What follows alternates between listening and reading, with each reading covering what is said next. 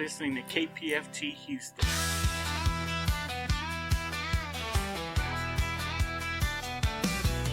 It's a little scary on Earth tonight. In all the darkness, it's kind of hard to see the light. We need more people with compassion and fewer commandos.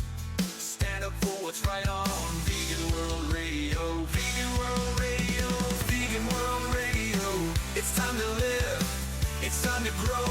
Vegan World Radio. Vegan World Radio. No more animal rodeos.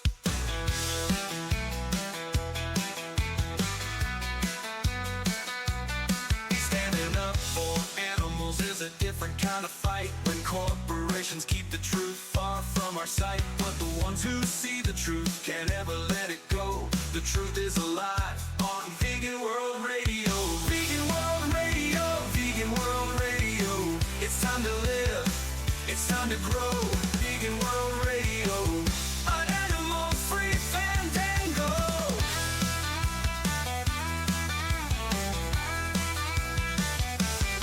Climate chaos, a doubting planetary plight. Temperatures reaching annual record heights. If the world ends tomorrow, I'll see you in the afterglow. The postmortem's live on Vegan World Radio. Vegan World Radio. It's time to live.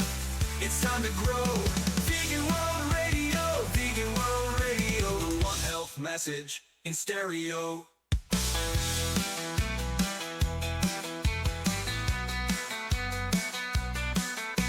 Rocket leaves right now. You've got a ticket for this flight. Did you think we'd let you leave alone? The stars are burning bright. Strap in tight, ready for takeoff. Ignition, here we go. It's Monday night and time for your Vegan World Radio. Vegan World Radio. Vegan World Radio. It's time to live. It's time to grow. Vegan World Radio. Vegan World Radio. Let love be your dynamo.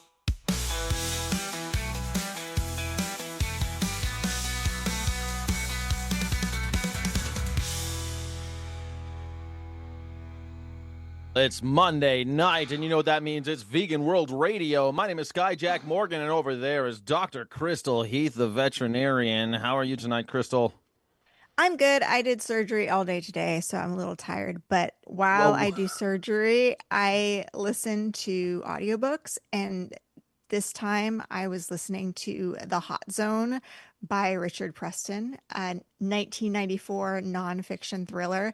Fantastic book about Ebola virus, Sudan virus, and so much I didn't know. And he presents it in such a thrilling way. It's like you're watching a movie, and it's about veterinarians, and it's about the outbreak of Ebola virus in Virginia at a laboratory in 1989, which wasn't really on my radar. Fantastic book. I just have to say that I'm very excited about this book. Sounds fascinating. Do you know what I listen to when I need my eyeballs, but I don't need my earballs? I listen to KPFT 90.1 FM in Houston, or KPFT.org streaming. KPFT is Pacifica Radio, and we are live on that station right now for Vegan World Radio. Sorry, I forgot. I asked how you were doing, and then I didn't do all the call sign stuff. Oh, okay. That's why I was going. That's all I listen to all day long. Actually, I do. Yeah. I do actually listen to a ton of listener-supported radio. That's like where I always try, no matter where I'm at. I've traveled by car through all of America, and I'm always listening to public radio, listener-supported radio. And I always urge everyone to please support your radio stations because they need you more than ever. Go to kpft.org. Drop a penny in the pot, please.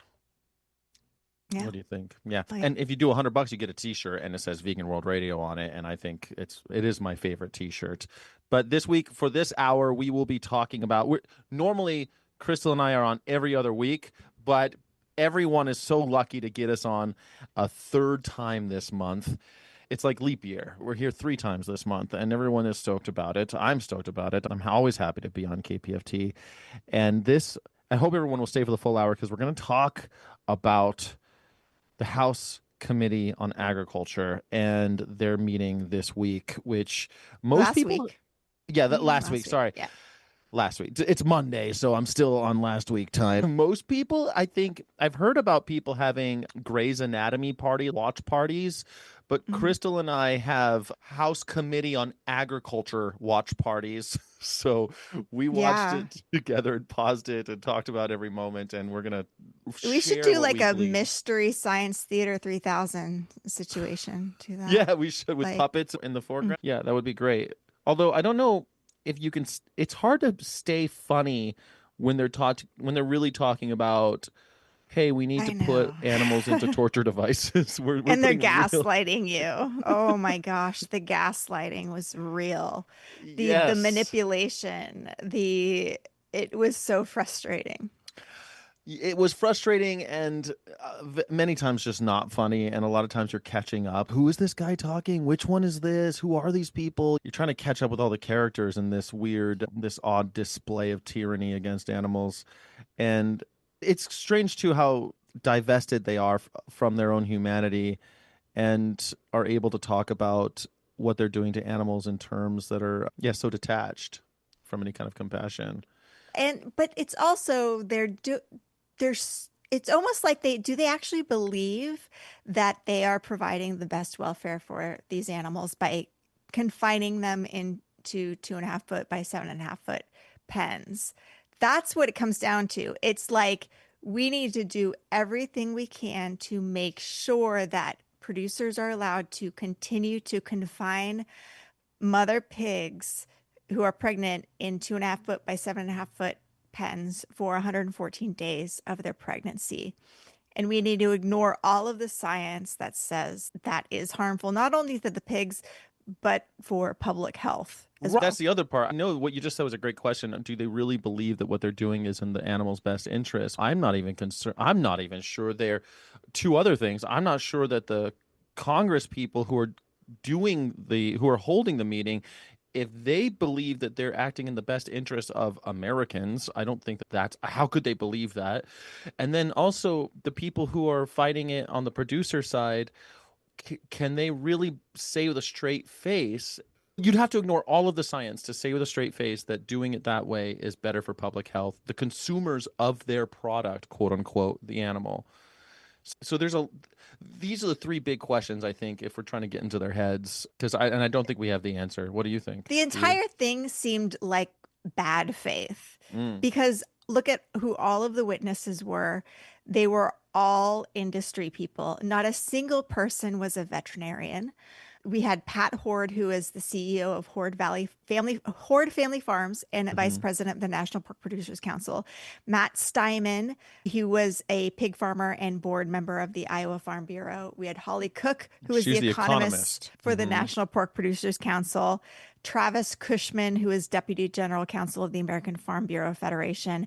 Lily An attorney. Rocha, who was the executive director of the Latino Restaurant Association, who made some very strange arguments that I hope we can dive into. The retail point of view to make those strange arguments, we'll definitely dive into, because it's funny. Rocha's comments were the ones that I've been talking the most about since the one I talk about with my friends was her comments.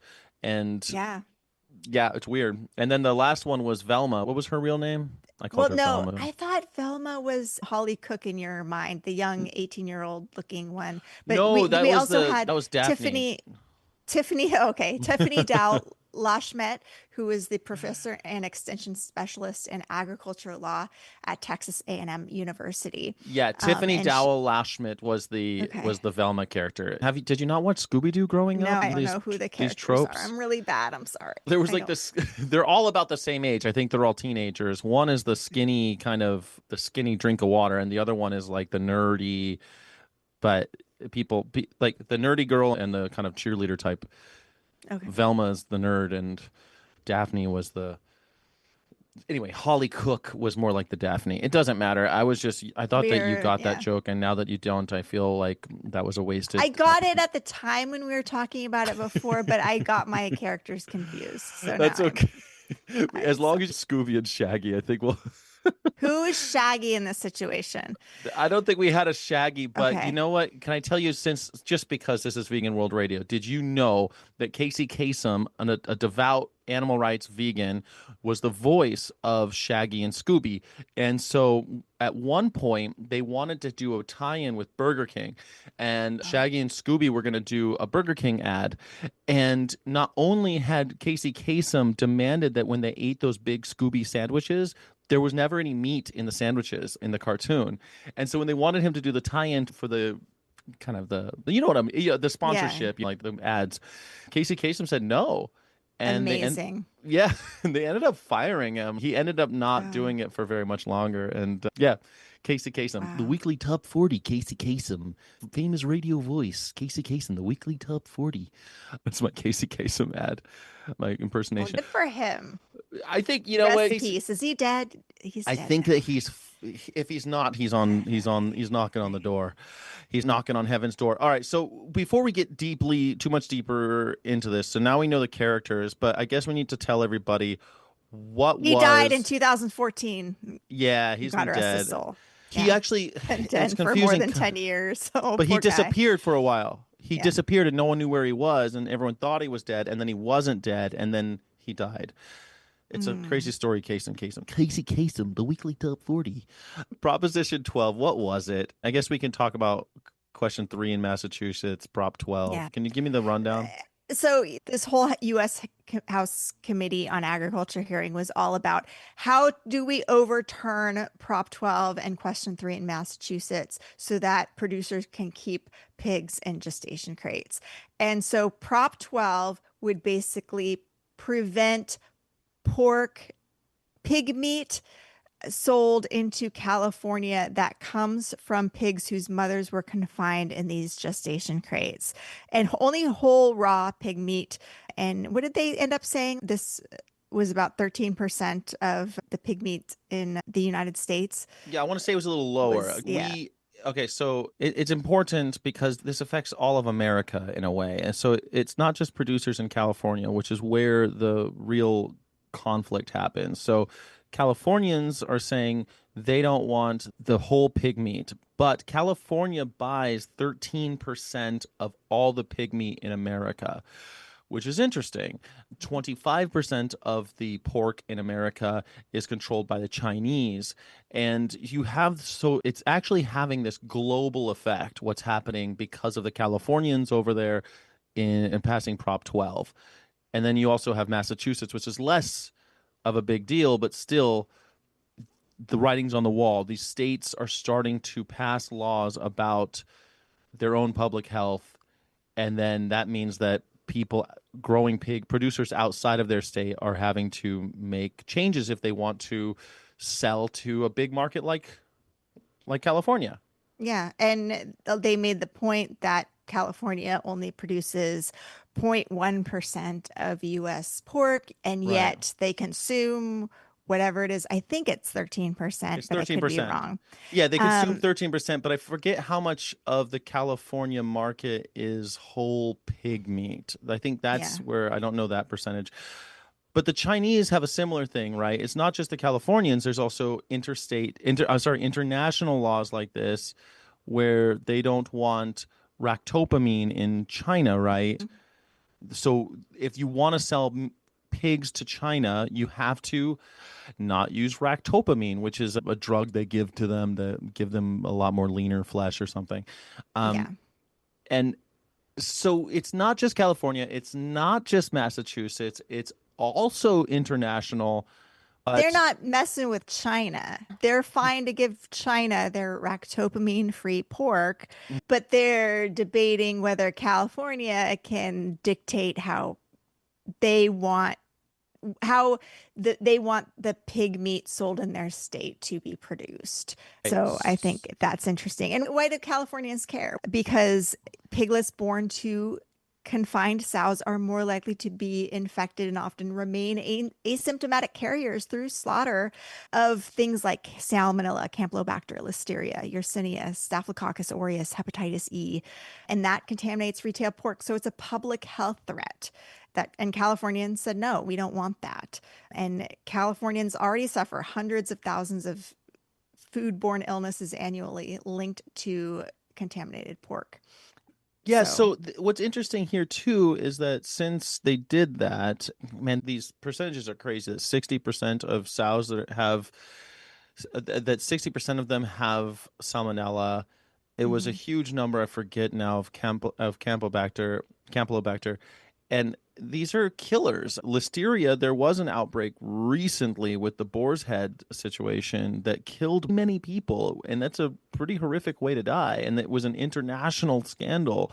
So you'd think that these producers would like to avoid those types of scandals and just do the right thing, but instead they want to fight. Now, they fought this all the way to the Supreme Court already, and the Supreme Court listened but would not hear the case. They said this is, if you want, you can go to Congress and fight it, but you won't fight it here. Yeah. The Supreme Court did rule in National Pork Producers Council versus Ross that they upheld Prop 12, but in their argument said, like, hey, Congress could pass a law that would basically preempt California law if they wanted to do it that way. Oh, I didn't think they had enough. Okay. And then recently there was another hearing that was basically the Supreme Court decided not to hear it. Okay, recently, so that's why that I'm was confused. The new one. But yeah, so they did rule, and then they okay.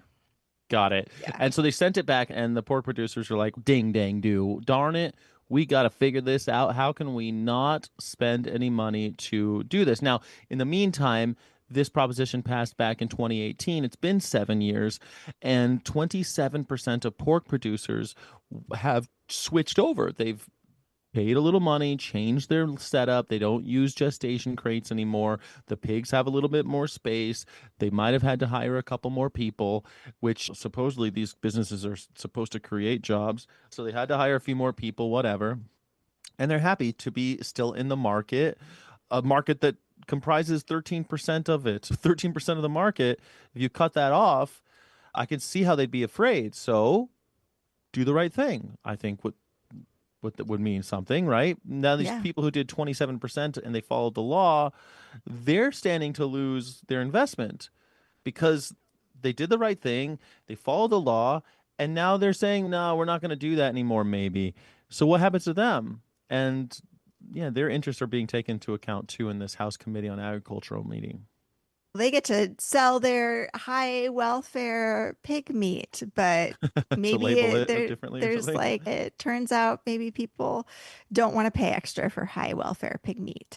Okay, so now the Supreme Court has said this. So what is this House Committee on Agriculture hearing all about? What's the point of it if Supreme Court already ruled, Crystal? The point is to preempt state laws with these sorts of things. So the House Committee, so there's a couple of different ways that they're trying to overturn it. One is the Food Security and Farm Protection Act, S 1326, and the Save Our Bacon Act, HR 4673, which is a retread of the Ending Agriculture Trade Suppression Act, or the EATS Act, which you might have seen a lot of animal protection orgs rallying about. But they're trying to figure out how are they going to put language into the new farm bill. And one of the ways that they were talking about was the section 12007 of the farm bill, which has the same intent as S 1326. And it was to block states from enforcing agricultural production standards on out-of-state producers.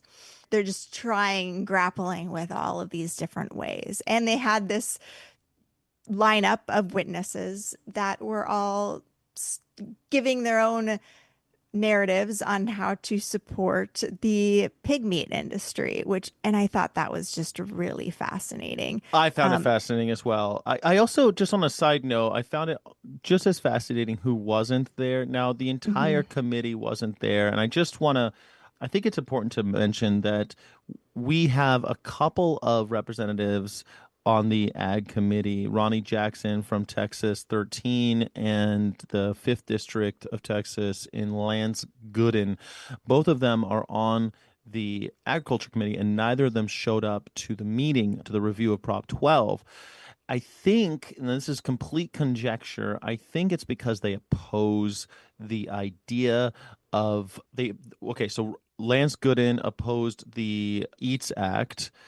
Buddy Carter also opposed the EATS Act, by the way, but Ronnie Jackson has also opposed federal climate mandates, and Ronnie Jackson prefers local control and no federal overreach. So I think that the Texans that we have in that world, I guess, in that kind of sub world of Congress, they're really into states' rights and are not cool with stopping Prop 12 because of that. That's the only reason I can think of why they didn't. It's interesting because Texas just became the 7th state with a full ban when Governor Abbott signed legislation, a ban on cultivated meat.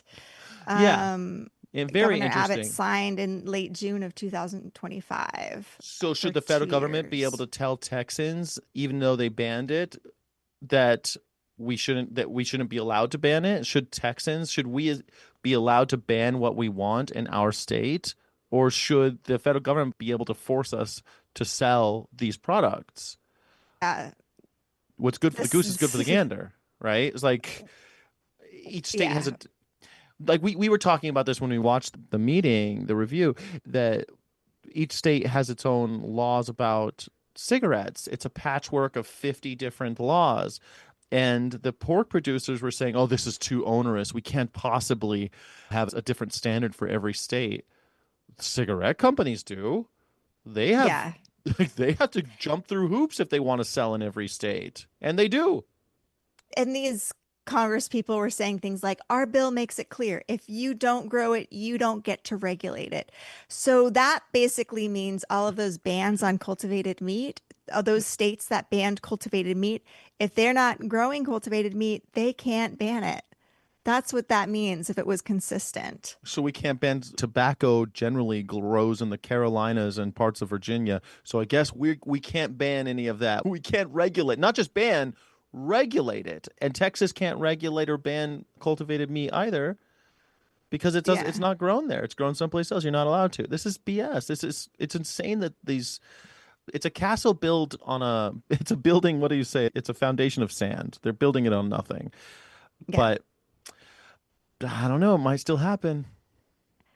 Yeah, and all of this when 27.1% of all medically important antibiotics sold in the US are used in pork production. 89% of pork production facilities use medically important antibiotics. It's a lot of antibiotics go into this, and 35,000 deaths annually in the US come from antimicrobial resistant illnesses. So we're talking a lot. There's a lot of effects of the pork industry. So I wonder how Big Pharma falls. How does Big Pharma fall on this? Are they supporting these? I don't know. Where do they fall on this? Because their biggest customers are the animal industries. Absolutely. When we're fighting animal-based protein production, we are also fighting the pharmaceutical industry. The number of slaughter-bound animals goes down. That would hurt their profits. And there's all these other arguments, these economic hardship arguments that are made, like retail pork prices in California have increased by 18.7% year over year. Low income households in California reduce pork purchases by 22%, one person said. And that should be a good thing. Then these low income households aren't going to be sickened by Campylobacter, Salmonella, all of these diseases that are found in retail pork that comes from pigs confined to gestation crates. Makes sense to me. Isn't that a positive when we have fewer kids smoking and drinking? If bacon is, I forget how it works, like a class 4 carcinogen or whatever it is, if it's a carcinogen, then shouldn't we be happy that fewer kids are eating bacon? Yeah, we're not looking at these economic arguments holistically. We're not looking at the whole economic picture. We're only looking at how it affects these particular industries Mhm. that are hurt by this law. And this is an outdated industry. When you're talking about protecting the production of pig meat from pigs confined to gestation crates, you have to just imagine you're talking about cigarettes, you're talking about asbestos, and Mhm. think of it the same way. You're talking about like lead-based paint. Yeah. This is Or the lead in the industries. gasoline. What if we still had lead in the gasoline and we were all breathing it in? It's just these Exactly. we have to regulate these industries to save the children, but also ourselves. Like it's a little obscene that we're all just supposed to be okay with this in the name of commerce, and not even in the name of commerce. It's in the name of this one industry. Just this one industry, and they are fighting tooth and nail. And we're not even trying to destroy the industry. It's a modest thing. It's No. only whole pork parts, like pork chops and that type of thing, raw pork. It's not Slim Jims. It's not pork rinds, chicharrones, or anything like that. It's only the raw pork that they're regulating. And still, it's they're fighting it tooth and nail. Yeah. It's And Pat Horde says Prop 12 makes it a crime in California to sell uncooked whole pork meat from the offspring of sows that aren't raised according to the state's arbitrary housing standards. And that's the thing they brought up a lot yeah. is like 24 square feet. That's just arbitrary. It's not based on any sort of science. And that's somewhat true. There's no study saying that giving pigs 24 square feet of space means that their welfare is better Mm, necessarily. But it does mean that they're taken out of those 2.5 foot by 7.5 foot pens. And many right. people are saying, like, what if next year they make it 25 square feet? Then we have to change our pen size then. What if we make it 30 square feet? Like, but there are other arbitrary standards that Mm, we follow, like the Animal Welfare Act regulations that are enforced by the USDA. So, the minimum floor space for a dog that is confined in a laboratory is 6 inches longer than the dog's body length, excluding the tail, measured from the tip of the nose to the base of the tail. For a beagle, this can be 6 to 8 square feet. And facilities can avoid providing daily exercise if the enclosure is considered large enough to allow normal postural movements. Is that based on animal welfare? No, it's simply arbitrary to me. arbitrary.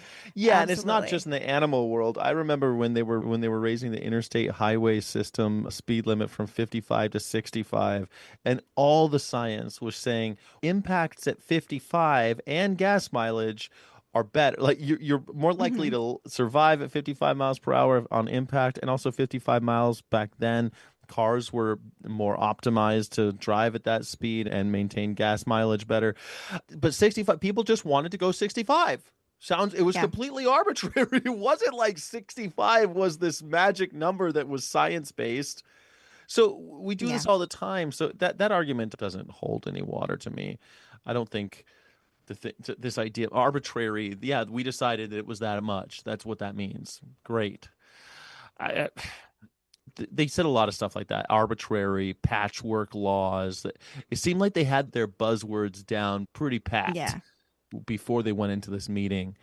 And Lily Rocha made the argument this law risks alienating communities and driving businesses toward closure, arguing that Prop 12 violates practical and cultural norms.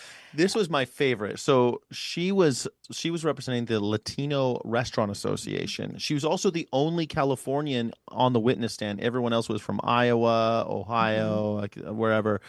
But she was the only Californian, and she was saying that carnitas tacos used to cost $1.50. Now they cost $3.50. And I'm like, where? What year? 20 years ago used to Yeah. cost $1.50. What year are you talking about? It wasn't any time recent, I'm sure of that.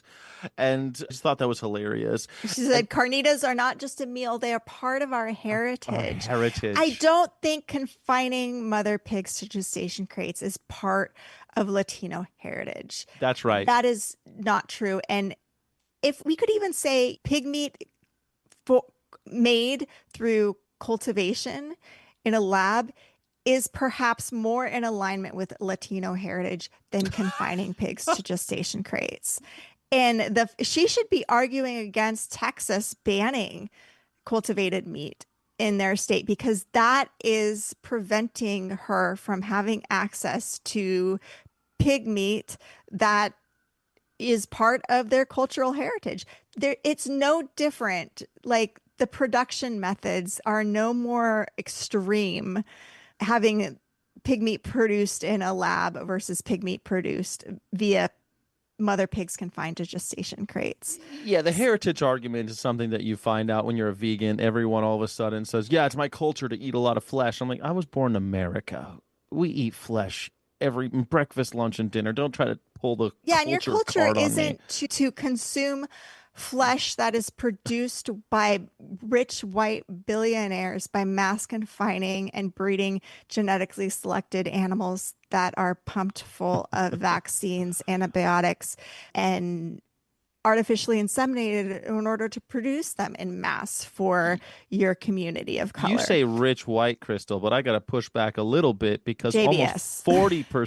almost 40% of the pork in America is owned and operated by Brazil and China. Yeah. And so those billionaires, Brazilian and Chinese billionaires, we're talking almost 40% is a huge amount Yeah, that is controlled by huge. foreign countries. And meanwhile, But China bought Smithfield, which was the Murphys started that. So really, it was true rich enough. white men starting that. And then the Chinese are Bought like, out I by the- want to have access to your That's right. But if business you strategy. So I'm going to buy that. And if then, of you're in course, America and you eat 4 strips of bacon for breakfast because you're that type of guy, one of those strips came from China. 25% of pork is controlled by China. If you really want to stick it to the Chinese, what's a boy to do, Crystal? If you are just joining this program, you are listening to Vegan World Radio here on Houston's own KPFT 90.1 FM and streaming at kpft.org online. So that's what a boy's to do is watch. That's what a boy's to watch and do. I listen. say, if you want to stick it to China, stop eating pork.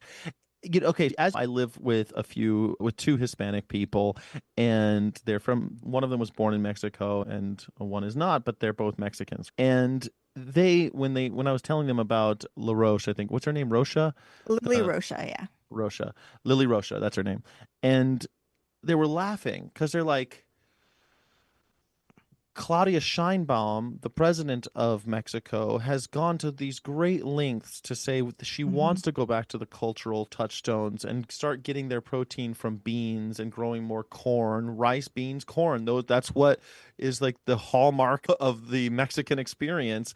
And America has pressured them to the point, like threatening tariffs and all the rest, to keep growing soy and other cash crops to feed to animals, which it's exactly what they don't want to do. And they're being coerced to continue this weird, horrific cycle.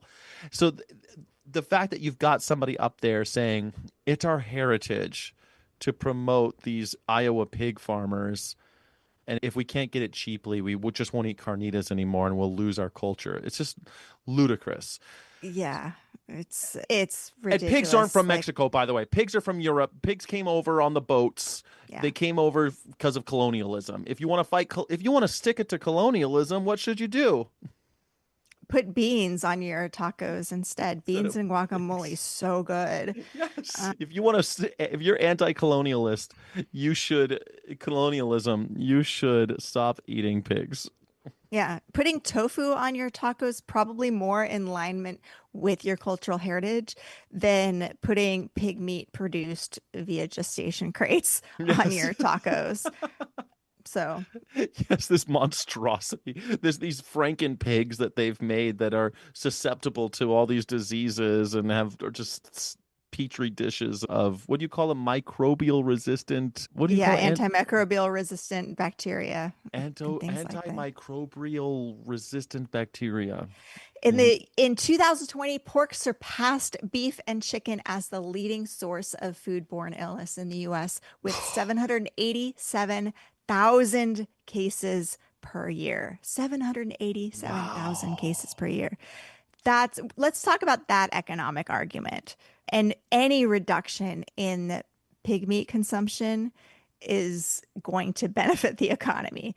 in that way, like by preventing illnesses. Because when people get sick, they don't go to work or they become less productive, and that hurts our entire economy. I remember during COVID, people said that they would die for this economy, but they won't give up the pig. Like, we need to get people to start thinking about stuff a little bit more macro. That would be Yeah. pretty, I think that would be good. I would love to see more people think about the economy and say, if we're going to do this right, we've got to stop eating animals. Pigs, that's a fascinating one. I didn't know that one, that pigs have surpassed, Mm. they've surpassed cows and chickens and are now the Yeah. most poisonous animal. Yep. Exactly. For foodborne And illness, though, just FBI's, yeah, though, right? Yeah. but that perspective is dismissed by the chair who said these are just false narratives driven by animal rights groups who are parading Oh. as farmers and ranchers. Yeah. That's a strange thing because I was a restaurateur for most of my life. I worked in hospitality, and the few outbreaks that I knew about or was party to, there was always pork. It was pigs or cross contamination from pork. Someone Mhm. had salmonella from tomatoes, and that was because of some contact, some cross contamination. And there was a big one when I worked in Vegas where a bunch of people were hospitalized. Luckily, it wasn't one of my places. It was a friend of mine. His place got busted. 12 people went to the hospital. It was bad news. Luckily, no one died, but it was chorizo. It was chorizo. Oh, wow. Yeah, got Yeah. him. Yeah. Pigs, don't eat them. They're dangerous. Yeah. I can't believe people still do it, to be honest. And now with these slaughterhouse speed limits being removed, I keep on trying to remind people that they're cutting corners, and now they are not requiring people to. Americans aren't required to wash off the chickens of salmonella. People are like, "Oh, it's a good thing they're not bleaching the chickens." It wasn't bleach, obviously, but it killed salmonella in order to keep you from getting sick. Now Yeah. they're not doing that anymore to increase the speed. It's become that much more dangerous. But at the end of the day, I don't think the worry about getting sick argument is really compelling to people. But I do think just look at the gaslighting and the manipulation of these companies and how they're skirting the rules and getting around the rules and using their power to not follow basic human dignity. And that's Mhm. what motivates me to continue to not consume these products because I am just I don't want to support these men in power. And I like animals too. So like why on earth would I support this corrupt industry? And so that's what helps me every day not to consume these products is I, I'm just gonna I'm on conscientiously object to this industry. I'm on the same page as you are. I see people like with their hand sanitizer and all taking all of these measures to make sure that they don't get sick. They're doing all this stuff, and then they'll go it reminds me of, there used to be this PSA that was amazing, and it was a woman at night. She's leaving work, and she looks over her shoulder. She's nervous going to her car, so she puts her keys in between her fingers, so they're kind of like Wolverine claws. And she's ready for battle, and she runs to her car, and she gets her car started, and she checks the back seat. No one's there, and then she gets in, and she unlocks a bunch of doors, a bunch of locks on her apartment, and then she locks them all back up, and she's like super protected, right? And then she sits down and eats a chocolate cake and smokes a cigarette. Mm. And the PSA is like, you're more dangerous to yourself a lot of times. Like, you've gone through all this trouble to Yeah. protect yourself. But still, I choose bear. I understand like women just trying to protect themselves from men attacking them and stuff. Like literally got a text this morning from my sister saying, "Oh, there's a predator in this area where you are hiking and a friend just had an encounter. Be careful." So I'm like, okay, like it's scary out there. I choose bear, but at the same time, if you are really worried, we need to be more worried about these things. But it also reminds me of the Hot Zone, which I was listening to, and Yeah. all of these infectious disease doctors. And he goes into this one infectious disease researcher who's eating all of this really gross stuff and Yeah. exotic meat and things like that. And I'm just like, "Ugh, Uh, ugh." uh, How can he researches these viruses and he's eating this gross stuff? this is what I mean. It's people are so Yeah. dumb, and that's, I guess, why I still want to harp on the thing about salmonella and Campylobacter, because even though you're right, I did not stop eating animals because of those things. But I think it's hilarious if people, if like the thing about women, if you're in the woods alone, would you rather encounter a bear or a man? And most women will say, I'd rather encounter a bear, and because bears are less scary than encountering a man in the woods alone, which is telling and interesting.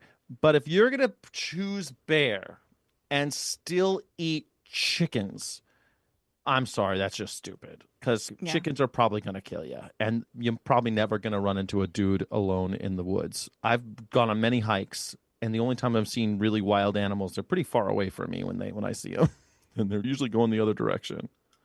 Yeah. But okay, next story I want to Also, talk don't go about. hiking alone. You don't go hiking alone, do you, I do Crystal? everything alone. You I go don't want to go hiking hiking. alone. Yes. I Not don't in want to like go the hiking wilderness. Like, with well, people. you go No. hiking where there's people around on clear Yeah, no, it's in paved roads. urban-y areas. Yeah, but Yeah, I that's not would the go same thing. You're not going hiking to see a bear. somewhat. I don't know. I would go hiking alone. I don't have a problem with that. I'd risk Crystal's it. going to do the Appalachian Trail next year. She's just going to go Maybe. do the whole thing. It'll take you all year. See ya. Okay, bye. So yeah, I talking about infectious diseases, let's talk about how we're just incentivizing dairies with millions of dollars in bailouts.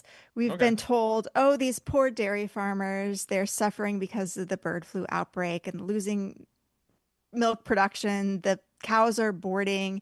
They're having to send to slaughter and they get no money for their meat because Aw.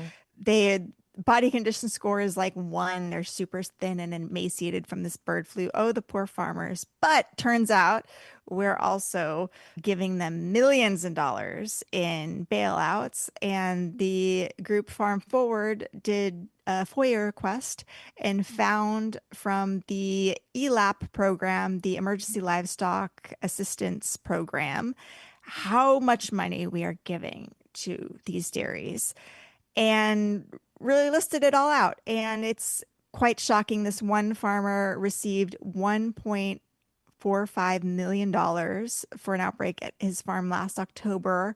But he said it cost him more than 2 million just on milk income. The outbreak cost him more than 2 million, and that does not include the over $250,000 of extra care costs required to treat the cows with Mm. medications and extra staffing and veterinary Of consultations. course it costs that much, Crystal. They treat their cows like family. Haven't you heard? Every dairy farmer treats their cows just like family. Yeah, are you artificially inseminating your family member and then hooking Not them up to recently. a robot so that they could suck the milk out of their udders? Is that what you're doing to your family? I have And a then weird family. taking away the baby and raising the baby in a calf crate isolated from other calves so that you can raise them That's for how their I was meat. raised. They took me from my Okay. mother and they put me in a little box and I wasn't allowed to see her and they beat her into submission, took her milk and sold it on the market. That's how we treat our family. So these farmers are saying that they're upset that they're having to spend money on their risky business. Yeah. So They have a high risk business model and they say it sucks that I had this disease outbreak. Just imagine like a puppy mill has an outbreak of parvovirus and then they're like, we lost all this money because all of our puppies died of parvo. this reminds me of like coal Taxpayers are mining. supposed to Like, bail them out. yeah, like the coal mines, like we dug these holes into the earth and shoved men down there, and so many of them were dying of black lung. It's not our fault. And then Yeah. we had cave-ins and it crushed a bunch of people down there, and we have to pay for that for these business practices that we have self-inflicted.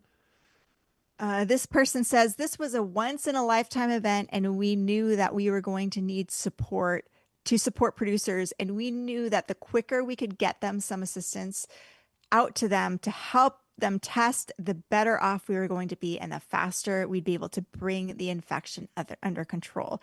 Meanwhile, But wait producers a were second. threatening to fire their veterinarians when the veterinarians pushed for testing and all of this stuff. And we're Wait a like second, bribing them Crystal. into You're a testing. veterinarian, and they said this is that bird Yeah. flu is a once in a lifetime event. This is like the 100-year flood in Kerr County. It's the Kerrville 1000-year flood Of course, it wasn't a 1,000-year flood, but whatever. So this is a is bird flu a once in a lifetime thing? It may be true that this is the worst animal welfare disaster in dairy history, but it seems like these animal welfare disasters that are the worst in history now happen every few years, and every few years it's getting worse and worse. We've heard about foot and mouth disease, we've heard about other things, Yeah. and now through studies we know 30% of dairy cows who aren't H5N1 positive are seropositive for other influenza viruses. And so, what other viruses are these guys getting? And are these lady cows getting? And Yeah. they're incubating in their udders, just producing massive virus factories, super high concentrations of virus in the milk in their udders, and just spreading that. It's like a nuclear bomb explosion. It's like a Yeah. nuclear meltdown that is happening with the Ex massive numbers of animals that we are confining into these situations. We say like cultivated meat, what might happen? We don't know. We haven't tested it. We've never tested putting mass confining these genetically selected animals into these places like we are doing right now in these high numbers, and what the implications of that are for virus replication and amplification.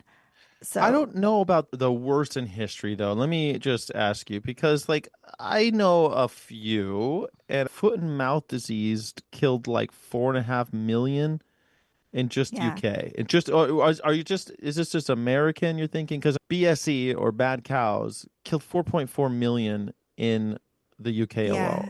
Like that's Foot and pretty mouth remarkable. disease around 6 million cattle. 6 million. Yeah, it's hard to say. The extermination of bison in the US, 30 to 60 million. Oh, that would probably be Um, the biggest, but not a disease though. We killed those it's not a intentionally. disease. Yeah. So I Yeah. guess we've had some pretty some doozies.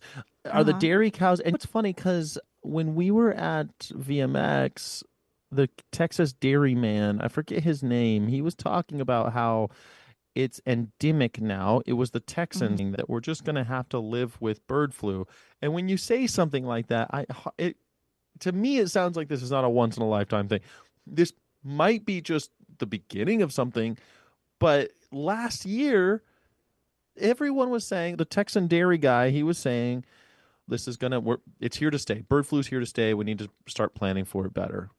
This is what's Yeah. happening. And I think every year, like it has a seasonality to it.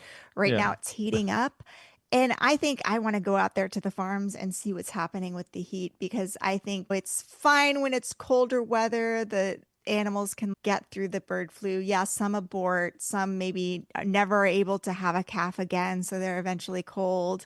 Maybe there's like an uptick in the number of cows that they're cold. But I during the summer, will we see a flare up again? And especially like maybe in October, Oh, like I will we think start to see it a October, lot more? November we'll see it for sure. What do you think? You're the veterinarian. Yeah, well, I'm convinced that's going to happen every October, November. We're going to see a huge spike in bird flu for the rest of our lives. I don't yeah. think I this is mean, going away. it's interesting because they say a lot of these herds have now were under quarantine and they were released from quarantine. Hmm? After they're released, I just wonder, are we testing in Texas still? I don't know if we are testing. Are we doing bulk milk tank testing? Our producer's just I going to be don't like, know. I'm just going to, We were no. like the ones testing. It was us, California, and because remember he made that map and he was joking about Mhm. Mississippi, I think. Oh, Mississippi doesn't have bird flu. Funny. And it's just, oh, there's not, or maybe it was Missouri. They're the only ones that don't have it. It's because they're not testing. And Yeah. there's a couple states that weren't testing. They must be testing. What's sad about the thing, at least with the birds, because they get such good bailouts, we know how many birds they're killing. Yeah. But with the cows, we don't even know. Herd level removals quietly happen. Culling data is largely hidden. We don't even know, except we don't. It's the canary in the coal mine is the worker. The dairy worker is the one that we keep on looking. Veterinarians who keep getting tested and finding out that they have antibodies for this Only like a small number of veterinarians were actually positive, which maybe shows that we're using PPE What is correctly. small though? Um, 7% of there were only workers. 7% of dairy workers, but it was Yeah. really a small, like I think there were only 3 veterinarians that actually tested positive for antibodies to it. But the fact that there are 7% of dairy workers, and we had a discussion with Andrew I don't know, you say his last name, Decoriolis. DeCoriolis, Yeah. and he was talking about dairy farmer he spoke to who his whole family got sick and they didn't know what it was. And they got tested And for COVID. They got tested for COVID and it wasn't. They knew what it wasn't, yeah, but they weren't testing positive for anything else. Which, what do you call it? What does Sherlock Holmes do? The power of deduction. He uses it's elementary, dear Watson. He's saying it's probably bird flu. The thing is, Crystal, you say small and percentage, and then we read that dairy workers 7% of those yeah. tested, and then we find out that of course those tested are usually that number is artificially low because actually just like we see with any outbreak, the ones getting tested are usually symptomatic. They're going in and getting tested intentionally. We're finding the numbers are We're not testing misleading. enough. That's for Right. So, point being that they seem to be the red flag, right? The workers are getting sick. The vets have okay, only a few vets, but still. These are the people that we're seeing. We never hear about, oh, this herd just got culled because of all of this bird flu. We Well, never hear that. no dairy herds are being culled because of bird flu. Yeah, They're why not? trying everything they can to keep them alive because dairy cows are very valuable. $3,500 it costs for a dairy cow. And so they're not going to cull them. They're going to try to treat them symptomatically and nurse them through. And if they don't return to milk, if they don't produce a baby, then they're going to send them to slaughter. And then they get some money for their meat. And also keep in mind that herds that are positive for bird flu, that milk is still going into the milk supplies. Right. Pasteurization kills the virus. As So is their it's not a flesh. problem. It kills the Yeah. virus, but the nucleic acid is still there. All of Mhm. these tests are like, yeah, it kills the virus, but the virus is still present, and that But it's ain't not a good. risk. It's Well, not a why is it risk. not All right. good? Why? It gives me pause that the nucleic acid of these viruses are still there because of various, maybe the antibodies will help. I don't know. I think it's, I think that when you are pasteurizing and you're taking some of these things, it's not a perfect system. It's not, people do drink raw milk. People contaminated surfaces, shared machinery, the workers who are working with this. I Yeah. it's not it's in the milk. It just isn't on the shelf, I guess is what I'm Yeah. The milk is safe, but the production methods used to produce that milk is not safe. I whole think that's the supply chain isn't conversation that is safe. not being had. Yes, there's a lot of Meanwhile, hands that are touching it who are at risk, and that's a tremendous thing considering how many gallons and pounds we're talking about and how many yeah. pounds of flesh we're talking, how many cows we're talking about. When we're killing 100 million cows and we're killing 100 million of Well, them. we're not killing 100 million cows because I think there's only like how many cows are in the United States? Dairy cows, there's only 9.45 million dairy cows in the United States. There are 94.2 million beef cows. Oh, beef cows numbered 28.7 million, and total cattle, including calves, stood at 94.2 million. Okay, so like around 100 million is what I was saying. And so Okay. if we got 100 million For cows beef, in the system, let's say, and 100 Mhm. million cows, a huge percentage of all of them are eventually going to end up slaughtered. 100% Yeah. of them are going to end up slaughtered. That is so many. Well, not actually. That if I'm going to be super pedantic, not all of them will be slaughtered. Some of them will die on their own. Some of Yes, them will be you're right. killed at the 20% might die on their site whatever. and sent to Bear with me. We only have 1 minute rendering. left. Yeah, 1 minute exactly. left. And I'm Okay. saying that with these giant numbers that we're talking about and this many ill, we have no control over who's going to end up getting sick. There's no way we're going to control this, and we're just sending them to slaughter. We're having sick animals being cut open in around other animals. It's a disaster, and it's just you talked about atomic bomb earlier. This is like Mission Impossible where they're trying to defuse the bomb and it's going to blow up in their faces. My name is Skyjack Morgan. I'm Skyjack Morgan on YouTube, and this is Vegan World Radio, KPFT.org. What about you, Crystal? You want to? Yeah, we can make cow's milk without cows now. Poured cow milk is available and commercially available. And we are reaching the end of the hour.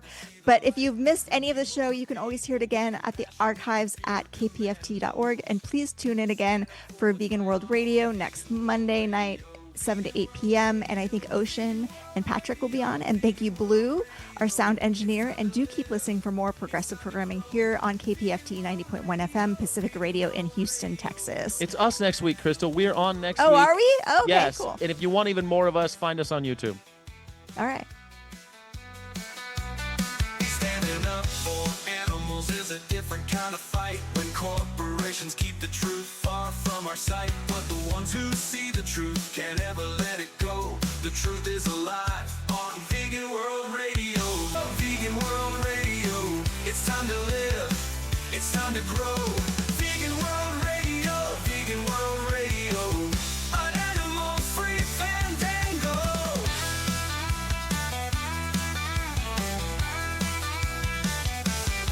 Climate chaos, a dogging planetary plight.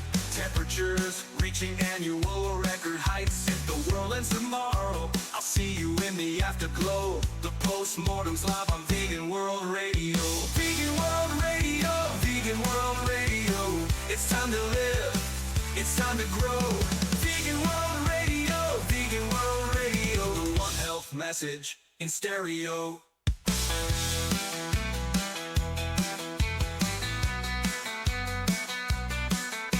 Rocket leaves right now. You've got a ticket for this flight. Did you think